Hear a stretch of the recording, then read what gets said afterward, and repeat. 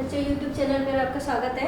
और आज हम आपके लिए टॉपिक लाए हैं मानव की संवेदी अंग। ठीक है, अध्याय 27 है। ये 12th वाली जो क्लास है अपनी बायोलॉजी की, उसका है अपना मानव की संवेदी अंग अध्याय 27। ठीक है, तो आज हम पढ़ रहे हैं दृष्टि संवेदांग के बारे में। संवेदांग का मतलब क्या होता है, पहले हमें ये जानना है कि क्या होते हैं ये संवेदांग। संवेदना को ग्रहण करने वाले जो अंग होते हैं उन अंगों को हम बोलते हैं संवेदांग। तो दृष्टि संबंधित संवेदना को ग्रहण करने वाला अंग है हमारा नेत्र। ठीक है, तो हम आज टॉपिक लाए हैं आपके लिए नेत्र। ये नेत्र की संरचना कैसी होती है, नेत्र कैसे काम करते हैं, नेत्र से रिलेटेड कौन कौन सी बीमारियां होती हैं, ये सारी चीज़ें आज हम इस टॉपिक के बारे में बताना चाह रहे हैं। तो सबसे पहले हम बताएंगे नेत्र की संरचना। तो हम एक चित्र देख रहे हैं, हमें एक चित्र दिखाई दे रहा है नेत्र का। ये नेत्र की संरचना में हमारे ये सबसे पहले हम देख रहे हैं 3 पटल लिखे हुए हैं। यहाँ पर 3 परतें होती हैं नेत्र की संरचना में। ये हमारा जो नेत्र है कैसा है, गोल है। और एक हमारा जो कोटल होता है अस्थियों का बना हुआ, उस कोटल में मूवमेंट करता है। ये हम ऊपर देख सकते हैं, नीचे देख सकते हैं, चारों तरफ हम इसको देख सकते हैं। तो ये जो है हमारा नेत्र गोलक, इस नेत्र कोटल के अंदर कैसा रहता है, सुरक्षित रहता है। ठीक है, गोलाकार होता है। तो इसमें 3 परतें होती हैं। नेत्र जो गोलक है हमारा, इसकी 3 परतें हैं, श्वेत पटल, रक्त पटल और दृष्टि पटल। श्वेत पटल को कहते हैं हम स्क्लेरा, और रक्त पटल को बोलते हैं हम कोरॉइड, दृष्टि पटल को बोलते हैं हम रेटिना। जो श्वेत पटल होता है वो सबसे बाहरी परत है। ठीक है, थोड़ी कड़ी होती है, पारदर्शी होती है, लेकिन इसका कुछ पार्ट हम लोग देख रहे हैं कि यहाँ उभरा हुआ होता है। आगे की ओर कैसा है, ये उभरा हुआ भाग है और ये पारदर्शी होता है, सिर्फ ये वाला पार्ट। ठीक है, और इस उभरे हुए भागों को हम बोलते हैं कॉर्निया। जब भी कोई वस्तु है, वस्तु पे किरणें पड़ती हैं प्रकाश की, तो उस वस्तु से गुजरने वाली जो प्रकाश की किरणें हैं कहाँ से होकर गुजरेंगी, कॉर्निया से होकर के गुजरेंगी, तभी हम उस वस्तु को देख पाएंगे। ठीक है, तो हमारी जो कॉर्निया है इस प्रकाश की किरणों को अपवर्तित होकर के इसमें से होकर के जाने देता है, क्योंकि ये कैसा होता है, पारदर्शी होता है। ठीक है, इस कॉर्निया को हम सूक्ष्ममंडल भी बोलते हैं, क्योंकि ये बिल्कुल क्लियर होता है एकदम। तो जो कॉर्निया उभरा हुआ भाग तो हो गया कॉर्निया, और ये बाकी की परत पूरी क्या कहलाएगी, परत हमारी श्वेत पटल। ठीक है, श्वेत पटल की बात में अगली परत जो आ रही है हमारी, वो कौन सी है, रक्त पटल है। जो रक्त पटल है, इसका नाम रक्त पटल इसलिए रखा गया है क्योंकि यहाँ पर इसके अंदर बहुत सारी रुधिर वाहिनियाँ होती हैं।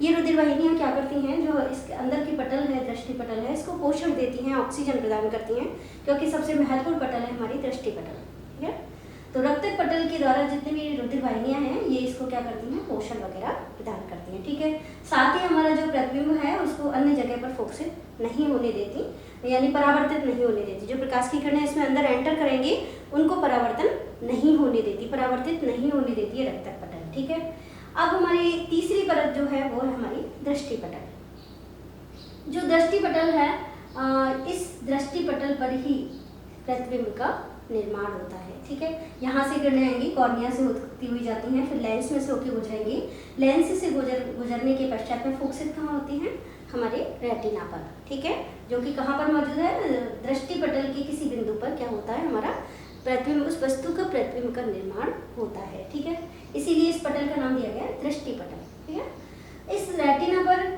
2 प्रकार की कोशिकाएं होती हैं। उन कोशिकाओं के नाम है श्लाका और शंकु। जो रॉड शेप होती हैं यानी छड़ के नुमा होती हैं उनको कहते हैं हम श्लाका, और जो हमारी कोन जैसी होती हैं उन्हें कहते हैं हम शंकु। तो 2 प्रकार की कोशिकाएं हैं। ये तो प्रकाश सुग्राही, इस परत को की खास बात क्या है, ये प्रकाश सुग्राही होती है और साथ में संवेदी होती है। ठीक है, तो जो प्रकाश होती है, प्रकाश को ग्रहण करने के लिए तो कौन सी चीज़ें होती हैं, श्लाकाएँ होती हैं, और जो हमारी शंकु होते हैं वो रंगों का ज्ञान कराते हैं। हम लोग देखते हैं कोई भी चीज़ हमें दिखाई दे रही है, दिखाई देने के साथ साथ हमें ये भी दिखाई देती है, ब्लू है, वाइट है, रेड, ब्लैक है, कैसी है, हर कलर उसमें हमको दिखाई देते हैं, तो हमें कलर की भी पहचान होती है। ठीक है, तो प्रतिबिंब तो बनता ही है, साथ साथ उसकी चीज़ों के कलर का भी ज्ञान होता है इस पटल के माध्यम से। और इस पटल की कौन सी चीज़ें, 2 प्रकार की कोशिकाएं, श्लाका और शंकु, जिसकी वजह से हमें रंगों का और दृष्टि का ज्ञान होता है। ठीक है, ये दोनों चीज़ें हो गई यहाँ पर।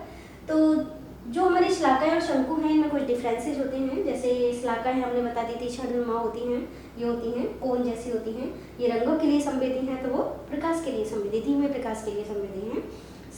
इसके साथ साथ यहाँ इन कोशिकाओं के अंदर एक वर्णक पाया जाता है दृष्टि रंजक, उसका नाम है रोडोप्सिन। ठीक है, रोड से क्या आ गया, रोडोप्सिन। ठीक है, और ये हमारा शंकु, और इसके अंदर पाया जाता है आयोडोप्सिन। तो ये दृष्टि रंजन है। और ये इसके अलावा यहाँ जो शंकु होती हैं, ये शंकुओं की संख्या श्लाकाओं से कम होती है। श्लाकाएं बहुत ज़्यादा मात्रा में होती हैं, शंकु थोड़े कम मात्रा में होते हैं। तो जैसे श्लाकाएं हैं हमारी लगभग 115 मिलियन लगभग, लेकिन जो शंकु हैं वो हमारे सिर्फ 16.5 मिलियन है। तो इन दोनों की संख्या में बहुत डिफरेंस होता है। और एक उल्लू जो होते हैं उसकी जो आँखें होती हैं उनके अंदर सिर्फ श्लाकाएं पाई जाती हैं, जबकि मुर्गी के अंदर सिर्फ क्या पाए जाते हैं, शंकु पाए जाते हैं। तो ये हमारे एक अलग हट करके पॉइंट्स हैं कि उल्लू जो है हमारे उसके अंदर सिर्फ श्लाकाएं पाई जाती हैं, शंकु नहीं पाई जाती, जबकि जो मुर्गी होती है उसमें शंकु पाए जाते हैं, श्लाकाएं नहीं पाई जाती हैं। ठीक है, अब हम दृष्टि पटल में 2 बिंदु दिखाई दे रहे हैं हमको, पीत बिंदु और एक होता है अंध बिंदु। पीत बिंदु वो स्थान है जिसे हम येलो स्पॉट कहते हैं। पीत बिंदु वह स्थान है जहाँ पर हमारा प्रतिबिंब यानी वस्तु का प्रतिबिंब बिल्कुल स्पष्ट दिखाई देता है, उस बिंदु को हम कहते हैं पीत बिंदु। तो ऐसा स्थान जहाँ पर बिल्कुल स्पष्ट प्रतिबिंब बनता है उस बिंदु का नाम है पीत बिंदु। और इस पीत बिंदु के अंदर एक खांच होती है, उस गर्त को बोलते हैं हम फोविया सेंटरिलिस। ये दोनों चीज़ हमें याद रखनी है। और साथ में हमारे एक दिखाई दे रहा है अंध बिंदु। अंध बिंदु नाम से हमें पता चल रहा है ब्लाइंड स्पॉट, यानी यहाँ पर कुछ भी नहीं दिखेगा। उसका रीजन है कि जितने भी यहाँ पर शंकु हैं, रॉड्स हैं, यानी कि श्लाकाएं हैं, उन सब के अंदर हम लोग देख रहे हैं तंत्रिकाएं निकल रही हैं। ये सारी तंत्रिकाएं यहाँ इकट्ठी होकर के निकलती हैं। सारी तंत्रिकाएं यहाँ इकट्ठी हो जाती है इस पॉइंट पर आकर के। जब सारी तंत्रिकाएं यहाँ इकट्ठी हो जाएंगी तो क्या होगा, वहाँ पर कुछ भी दिखाई नहीं देगा। तो यहाँ से होकर के सारी तंत्रिकाएं इकट्ठी होकर के कहाँ जाती हैं, ब्रेन तक जा रही हैं। तो ये सारी की सारी तंत्रिकाएं यहाँ इकट्ठी होकर के गुजरती हैं, इसीलिए इस बिंदु का नाम है अंध बिंदु यानी कि ब्लाइंड स्पॉट। और इसका मतलब यहाँ पर ना तो शंकु होते हैं और ना ही श्लाकाएं होती हैं, सिर्फ क्या निकल रही है, यहाँ से होकर के तंत्रिकाएं निकल रही है। इनसे निकलने वाली जो तंत्रिकाएं हैं वो यहाँ से होकर के गुजरती है। तो इस बिंदु का नाम है अंध बिंदु। ठीक है, लास्ट में ये हो गई हमारी द्रक तंत्रिकाएं। सारी तंत्रिकाएं मिलकर के क्या बनाएंगी, द्रक तंत्रिकाएं बन जाती हैं सभी तंत्रिकाएं। अब हम यहाँ एक स्ट्रक्चर और देख रहे हैं शंकु का और श्लाका का। श्लाकाएं हमको दिख रही हैं रॉड शेप है, शंकु हमको दिख रहे हैं कोन शेप है। इसके साथ साथ हमें शंकुओं में 3 कलर भी दिखाई दे रहे हैं, लाल कलर, ग्रीन कलर और ब्लू कलर। ठीक है, जो लाल कलर वाले होते हैं ये प्राइमरी कलरों का ज्ञान कराते हैं। प्राइमरी कलर कौन से हैं, लाल, हरा और नीला। तो इनके लिए अलग अलग प्रकार के, अलग अलग रंगों के लिए अलग अलग प्रकार के शंकु पाए जाते हैं। लाल रंग के लिए पाया जाता है इरिथ्रोलैब, इसका नाम है इरिथ्रोलैब। जो ब्लू कलर वाला जो शंकु है उसको कहते हैं हम साइनोलैब। और जो ग्रीन कलर वाला शंकु है, जो ग्रीन कलर का ज्ञान कराते हैं, उनका नाम है क्लोरोलैब। ठीक है, तो इस तरह से हमारे ये रोड और कॉन्स के बारे में हम लोग समझ गए कि किस तरह से, और इसी वजह से इस परत को कहते हैं हम प्रकाश सुग्राही परत और संवेदी परत।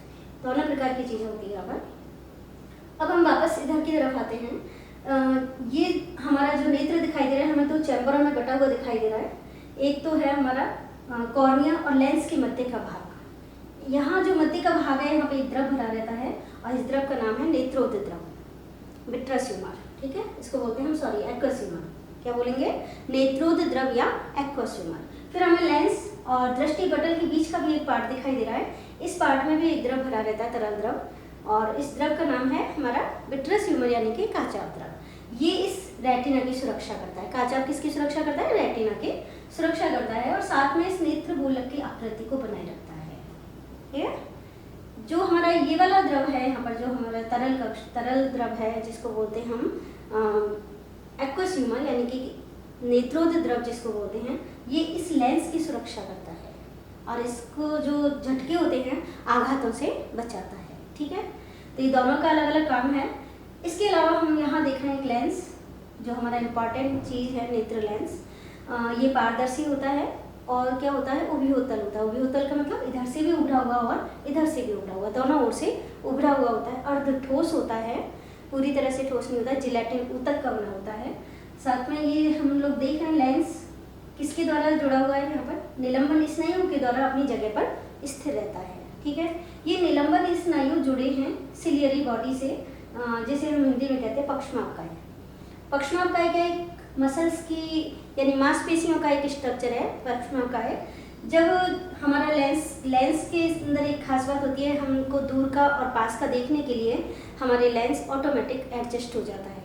लेंस की जो लंबाई है वो ऑटोमेटिक एडजस्ट कर लेती है, यानी हमारी आंखें ऑटोमेटिक दूर का भी देख सकती हैं और पास का भी देख सकते हैं, और इसका एडजस्टमेंट होता है इन मसल्स के माध्यम से ही।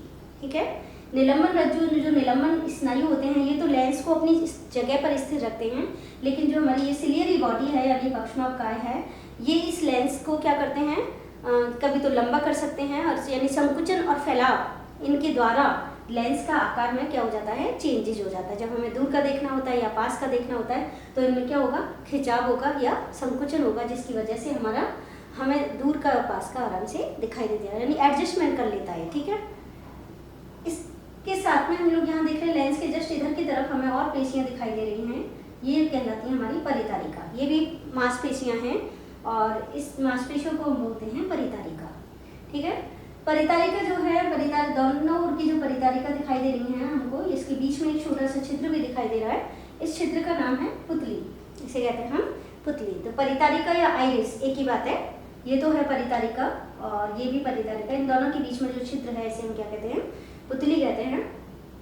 तो जो ये पुतली है इसका आकार भी छोटा बड़ा हो जाता है। कैसे होगा, इन पेशियों के फैलाव से और सिकुड़ने से।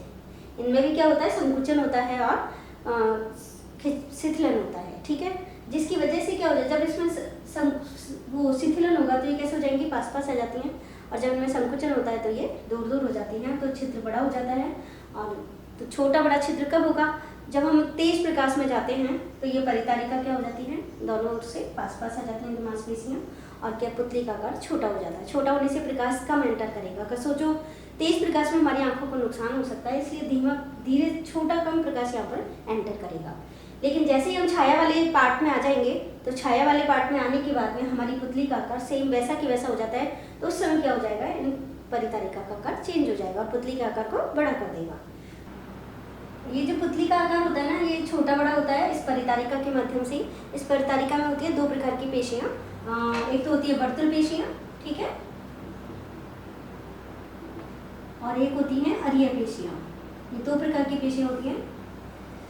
तो जैसे ही मंद प्रकाश में जाते हैं, तेज प्रकाश में जाते हैं, तो जो वर्तुल पेशियाँ होती हैं इस पुतली के आकार को क्या कर देती हैं, छोटा कर देती हैं, जिसकी वजह से कम प्रकाश आंखों में एंटर करता है। लेकिन जैसे ही अपन छाया वाले स्थान में आते हैं तो उस समय पर कम प्रकाश के अंदर अरीय पेशियाँ काम करती हैं और ये क्या हो जाता है, हमारे पुतली का आकार बड़ा हो जाता है। तो इस तरह से पेशियों के माध्यम से, वर्तुल पेशियों और अरीय पेशियों के माध्यम से पुतली के आकार को छोटा और बड़ा किया जा सकता है। ठीक है, और इसकी वजह से हमारी ये पुतली का आकार नियंत्रित होता है। तो परितारिका का एक महत्वपूर्ण रोल है इस पुतली के आकार को नियंत्रित करने में। इस तरह हमारे नेत्र का स्ट्रक्चर कंप्लीट हो गया। अब हम अगले टॉपिक में पढ़ेंगे नेत्र संबंधी, नेत्र की क्रियाविधि कैसे होती है, यानी दृष्टि का ज्ञान हमें कैसे होता है, और नेत्र संबंधी कौन कौन से रोग हैं, इन सब चीज़ों के बारे में हम अगले टॉपिक में पढ़ेंगे।